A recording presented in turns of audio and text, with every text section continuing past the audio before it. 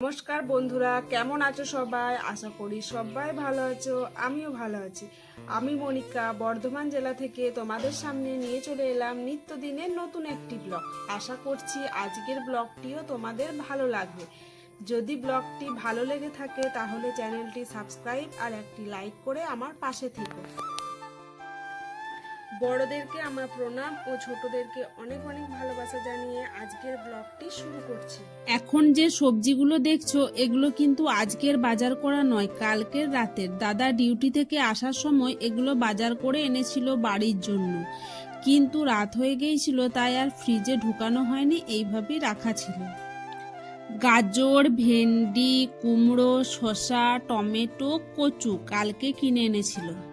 আর বড়বাবু আর আমি ব্রাশ করে ফ্রেশ হয়ে নিয়েছি। তারপরে দেখো বড়বাবু সবজিগুলো কাটতে বসে গেছে, আর আমি যেগুলো লাগবে না বাড়তি সেগুলো আমি পলিথিনে করে ভরে রেখে দিচ্ছি। আর বাজার থেকে যে কুমড়োটা এনেছিল সেটাই বড়বাবু বেগনি করব বলে কুমড়োটা কাটছে। আর এখন প্রায় দিনই জল হচ্ছে বলে সবজিতেও তো জল পেয়ে যাচ্ছে, ওই জন্য বেশি করে বাড়িতে এনে রাখলেও থাকছে না, পচে যাচ্ছে। আর দুপুরে যেটা রান্না হবে সেই সবজিটাও একেবারে কেটে নিচ্ছে। আর মনার জন্য দুপুরে যা করব, যা যা সবজি লাগবে সেগুলো কেটে একেবারে রেখে দিচ্ছে। আমাদের বাড়িতে সবজি সাধারণত শাশুড়ি মাই কেটে দেয়, কিন্তু ওনার শরীরটা একটু খারাপ থাকার কারণে কাটতে পারছেন না। তাই আজকে বড়বাবু বাড়িতে রয়েছে, তাই বড়বাবুই বলল আমি কেটে দিচ্ছি আজকে। এখনো কিন্তু ঘর ঝাড় দিয়া বা ঘর মোছা বাড়ির কোনো কাজই হয়নি। সবজিগুলো মিলে রাখা ছিল, তাই ভাবলাম আগে ওইগুলোই ভালো করে গুছিয়ে পলিথিনে ভরে নিই। আর রান্নাঘরেতে মনার জন্য ব্রেকফাস্টটা চাপিয়েছিলাম। আজকে রান্নাঘরে সুজি চাপিয়েছিলাম, কিন্তু আমি সবজিগুলো গুছিয়ে রাখছিলাম দীপও না ভুলে গেছিলাম যে রান্নাঘরে সুজি চাপিয়েছি। আর একটু হলেই জানো তো কড়াইয়ে লেগে যেত, কিন্তু লাগেনি। ঠিক সময় গেলাম, আর একটু জল দিলাম, দিয়ে পর কিছুক্ষণ নেড়ে সুজিটা বাটিতে নামিয়ে রেখে দিয়েছি। আর ফ্রিজের ভিতরে আমি পলিথিনের মধ্যে যে সবজিগুলো বেঁধে রেখেছিলাম ওগুলো ঢুকুচ্ছিলাম, তখন শাশুড়ি মা বাথরুম গিয়েছিল, বাথরুম থেকে এলো, এসে বলল আজকে তো খাওয়ার ফল বার করে রাখিনি, আজকে ফলটা বার করে দাও একেবারে। দিয়ে আমি বললাম আমি পলিথিনটা ফ্রিজ থেকে বার করে দিচ্ছি, তুমি পলিথিন থেকে খুলে বার করে নাও, আমি ততক্ষণে সবজিগুলো ঢুকুই আর যে সবজিগুলো বার করতে হবে সেটা বার করে নিই। এদিকে পলিথিন থেকে শাশুড়ি মা একটা বেদানা আর একটা কমলা লেবু বার করে রাখলো, দিয়ে পরে আমি কতগুলো দেখো ঘি করলা বার করে দিলাম। ঘি করলাগুলো পেকে যাচ্ছে, ওই জন্য ভাবলাম আজকে তাহলে ভেজে দিই। আর এদিকে শ্বশুর মশাই বাইরে বাজার গেছিল, ওই জন্য দেখো বাজার থেকে চলে এলো, এসে পর কিছুক্ষণ ডাইনিং এ চেয়ারে বসেছিল, তারপরে রুমে চলে গেল। আর কালকে বরমশাই একটা পাউরুটি কিনে এনেছিল খাবো বলে, জানো তো যে পিস পাউরুটিগুলো হয়, কিন্তু খাওয়া হয়নি। আর কালকে তো বরবাবু ডিউটি চলে যাবে, তাই শাশুড়ি মা বললো আজকে চাটা করে দিই, সবাই মিলে পাউরুটিটা খেয়ে নে, না হলে খারাপ হয়ে যাবে। আমি তো চা সেরকম খাই না, মানে খাই না বলতে গেলে চলে সকালে, কিন্তু শাশুড়ি মা চাটা করেছে, নাও করতে পারছি না, ওই জন্য দুটো পাউরুটি দিয়ে চাটা খেয়ে নিলাম। আর বড়বাবুকে চা আর পাউরুটি দিলাম খেতে। সববার চা পাউরুটি খাওয়া হয়ে গেছে। তারপর জানো তো আমি রুমগুলো ঝেঁটিয়ে বার করে নিয়েছি, সিঁড়িটা ঝেঁটিয়ে নিয়েছি, কিন্তু ডাইনিংটা ঝেঁটুতে পারছি না। বড়বাবু বসে বসে সবজি কাটছিল, ওই জন্য কাটটা হয়ে যাওয়ার পর সবজিগুলো আমি টেবিলের ওপরে তুলে দিলাম। আর বস্তা দিয়ে কাটছিল, ওই জন্য বস্তার ওপর যে সবজির খোসাগুলো পড়েছিল সেগুলো বললাম একেবারে বাইরে ফেলে দিয়ে চলে এসো, আমি একেবারে পরিষ্কার করে ঝাড় দিয়ে বেরিয়ে যাই। আর শাশুড়ি মায়ের তো শরীরটা খারাপ, ভালো করে কদিন না ঝাড়ও দিতে পারেনি, আর বাড়িতেও কেউ ছিল না, ওই জন্য ঘরটা আমি ভালো করে ঝাড় দিচ্ছি। আর ঘরটার থেকে দেখতে পাচ্ছ কত নোংরা বেরোচ্ছে। প্রতিদিন ঝাড় দেওয়া হলে নোংরা বেরোয়, কিন্তু এতটা বেরোয় না। অনেকদিন পর ঝাড় দেওয়া হলে দেখবে এত নোংরা বেরোয়। তবে শাশুড়ি মায়ের কদিন আগে শরীরটা আরো খারাপ ছিল, এখন তাও একটু ঠিক আছে, মানে কিছু কিছু করে নিতে পারছে।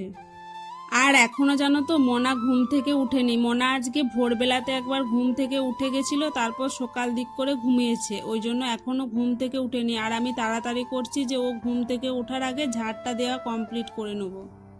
আর সিঁড়ির তলাটাও জানো তো অনেক নোংরা জমে গেছিল, আমি জুতোগুলো সরিয়ে ভালো করে ঝেঁটিয়ে একেবারে পরিষ্কার করে বাইরে সব নোংরা ফেলে দিয়েছি। এখন বাইরেতে একবার করে রোদ দিচ্ছে, একবার করে মেঘলা মেঘলা করছে, কি জানি আজকে সারাদিন রোদ দেবে না আবার জল নামাবে। কাল থেকে জামা কাপড় একটাও শুকায়নি। তাহলে শুরু করি, বলতে ভালো লাগবে, বলো ভালো। আশা করি নতুন একটি তোমাদের চালান ভালো লাগবে। চলো তাহলে শুরু করি ব্লগটা। আমার ঝাড় দেওয়া কমপ্লিট হতেই মোনা ঘুম থেকে উঠে গেছিল। মোনাকে ব্রাশ করিয়ে দিয়েছি, তারপরে ও বসে আছে দাদুর কাছে, আর আমি এদিকে ঘরটা চটাপট করে মুছে নিয়েছি। এখন শুধু নিচে মানে সিঁড়ি তলাটা মুছে নিলেই পুরো ঘর আমার মোছা কমপ্লিট হয়ে যাবে। পুরো ঘরটা আজকে ভালো করে ঝাড় দিয়ে ঘর মুছে একদম পরিষ্কার তকতকে করে নিলাম। কালকে তো আমি এসেছি, কিন্তু কালকে জানো তো সময় পাইনি, কিন্তু কাল থেকেই ভাবছিলাম কখন ঘরটা ভালো করে ঝাড় দিয়ে মুছে নেব। যাক, কালকে হয়নি কিন্তু আজকে তো কমপ্লিট হলো।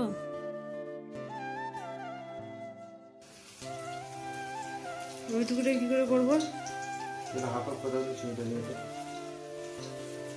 আমি তো ঘর বাগাচ্ছিলাম, কিন্তু বড়বাবু বেগনি করছিল। বেগনি করা হয়ে গেছিল, বড়বাবুকে মুড়ি খেতে দিয়ে দিয়েছিলাম। বড়বাবু আর শাশুড়িমা মুড়ি খেয়ে নিয়েছিল, তারপর আমি আর শ্বশুরমশাই আর এদিকে দেখো মোনা বসে আছে, তিনজনা মিলে মুড়ি খাচ্ছি। আর মোনা জানা তো আলাদা করে একটা চেয়ারে বসেছে, বাটিতে করে মুড়ি বেগনি নিয়েছে, কিন্তু ও একটাও খায় না। সব মুড়িগুলো বেগনিগুলো হাতে করে চকুটে ছেনে এক বাটি জল করে নিয়ে গোটাই ফেলেছিল। বাড়িতে সবাই থাকলে কিন্তু একটা আলাদাই মজা হয়, সবার সাথে খাওয়া, সবার সাথে বসে গল্প করা। আর আমার সাথে জানো তো মনাও খুব খুশি হয় যদি বাড়িতে ওর বাবা থাকে। মানে বাড়িতে ওর বাবা যতক্ষণ থাকবে ততক্ষণ ও পেছন পেছন ঘুরে। খাওয়া কমপ্লিট করে চলে এলাম রান্নাঘরে। এদিকে বড়বাবু তরকারিগুলো চাপাচ্ছে, আর আমি এদিকে দেখো বাটনাটা বেটে দিচ্ছি, আদা রসুন। আর জানো তো এদিকে আবার বৃষ্টি আরম্ভ হয়ে গেছে। বড়বাবু বাজার যাব বলছিল, কিন্তু বাজারও যেতে পারে না, এত পরিমাণে বৃষ্টি আরম্ভ হয়ে গেছে। শিলেতে মশলা বাটতে একটু কষ্ট হলেও কিন্তু শিলের মশলা বাটার স্বাদ কিন্তু একটা আলাদাই থাকে। আদা রসুন বাটা হয়ে গেছে, তারপর দেখো সর্ষেটা বেটে নেবো। সর্ষেটা ভালো করে ধুয়ে নিলাম, তারপরে শিল দিয়ে সর্ষেটা বেটে নিচ্ছি। আজকে মাছ ঝালদা করা হবে। আজকে বাড়িতে বড়মশাই রয়েছে বলে আমার কাজটা খুব তাড়াতাড়ি এগিয়েও যাচ্ছে। কাল থেকে আমাকে সব একা হাতেই করতে হবে গো। এদিকে বড়বাবু কাঁচকলা সোয়াবিন আলু তরকারিটা চাপিয়ে দিয়ে বাজার গেছে। এদিকে দেখো তরকারিটা হয়ে গেছে, ওই জন্য আমি বাটিতে ঢেলে নিচ্ছি। তারপরে কড়াইটা গরম করে তেল দিয়ে এক এক করে মাছগুলো ভেজে নিচ্ছি।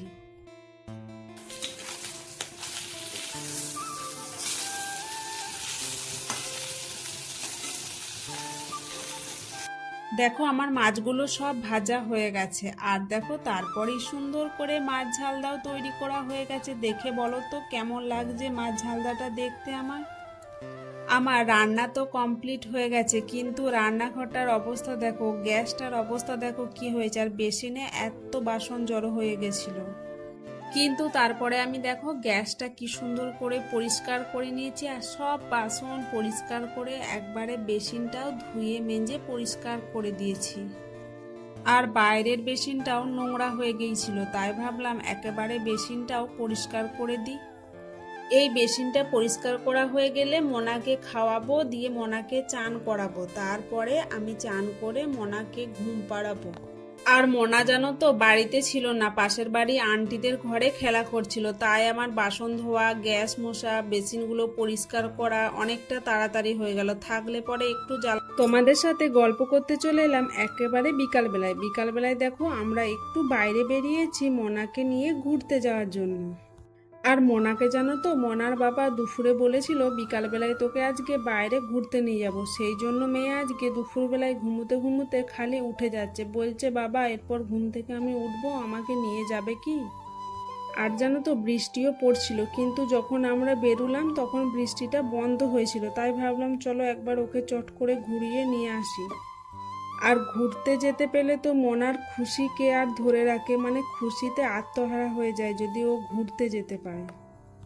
তারপর সেটা যদি আবার টোটোয় করে ওকে নিয়ে যাওয়া হয়, মানে টোটোতে চাপতে আর ঘুরতে যেতে এত পরিমাণে ভালোবাসে যে বলে বোঝানো নয়। আর মোনা জানো তো কোনোদিন রিক্সাতে চাপেনি, রাস্তাতে রিক্সায় দেখে বলছে বাবা ওটা কি রিক্সা, আমি চাপবো। তাই দেখো তার শখ পূরণ করার জন্য একবার রিক্সাতে চেপেছিলাম তিনজনাতে।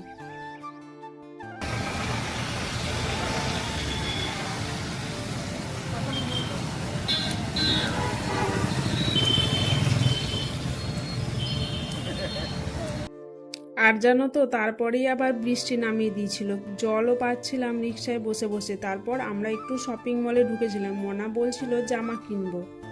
ও শপিং মলে এত বদমাইশি করছে, মানে সব ধরে ফেলে দিচ্ছে, খালি বলছে উপরে যাব নিচে থাকবো না, আর সবাই দেখছে।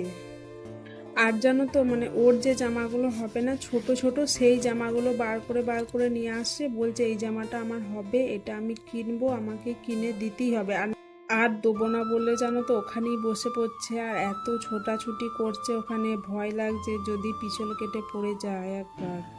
ওই জন্য জানো তো ওখানে বেশিক্ষণ থাকিনি, মনা এত বদমাইশি করছে। তারপর আমরা টোটো ধরে আবার ঘর যাওয়ার উদ্দেশ্যে রওনা হয়েছি। আর প্রচুর বৃষ্টিও পড়ছিল, বৃষ্টিতে ভিজে কোথায় যাব বলো, মনা তো আছে সাথে। আর ওইখানে জানো তো ওকে একটা কেক কিনে দিয়েছিলাম, তারপরে ও ওখান থেকে বেরিয়েছিল, সেটাই দেখো এখন টোটোতে বসে বসে খেতে খেতে যাচ্ছে। আর আমাদের একটু সন্ধেও হয়ে গেছে দেখো।